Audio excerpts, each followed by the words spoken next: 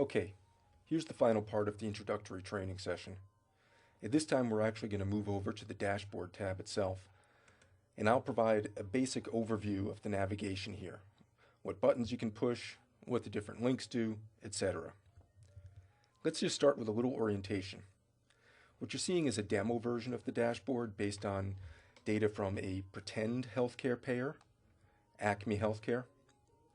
Because I'm logging into the dashboard as if I was someone from the payer organization, Acme Healthcare, my dashboard is giving me metrics that represent the entire system, all the accountable care entities in the payer network, and all the attributed members in the payer network.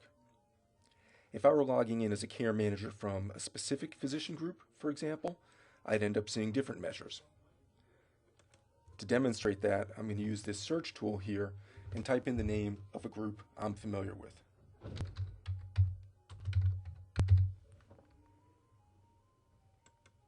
When I click on my choice, a new dashboard is going to open up. You can also see, if you look closely, the numbers in this dashboard are different from the original dashboard.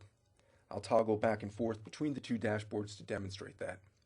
Here, I'm at Long Beach Family Medicine. You can see I've got numbers like $51 and $491. When I go back to the original dashboard, you can see I'm looking at the Treo demo for Acme Healthcare, and I've got numbers like $13 and $416. This is important to remember. In the dashboard, you can only see information for the members attributed to your organization. If you're a payer, you see everything. If you're an ACO or provider group, you see only those members that are attributed to you. You can see here, for example, for Acme Healthcare, for the entire network, I've got 255,000 attributed members. If I go back to Long Beach Family Medicine, you can see here again that I've got 14,000 members attributed to me. In one case, I'm looking at the entire population. In the other case, I'm looking at just a subset of the population. The next quick thing to tell you is that the blue text on the screen always represents a hyperlink. That is, if you click on text that is blue, it will take you to a new screen or update the screen that you're on. So if I click on a number, like the $13 and variance from budget, my screen will update. I'll go to a new level in the dashboard. Now in the next part of this training session, I'll go through what all these measures mean. The important thing for now is just that you get the idea that you can navigate by clicking on the links and clicking on other buttons on the screen, such as this Back to Dashboard button.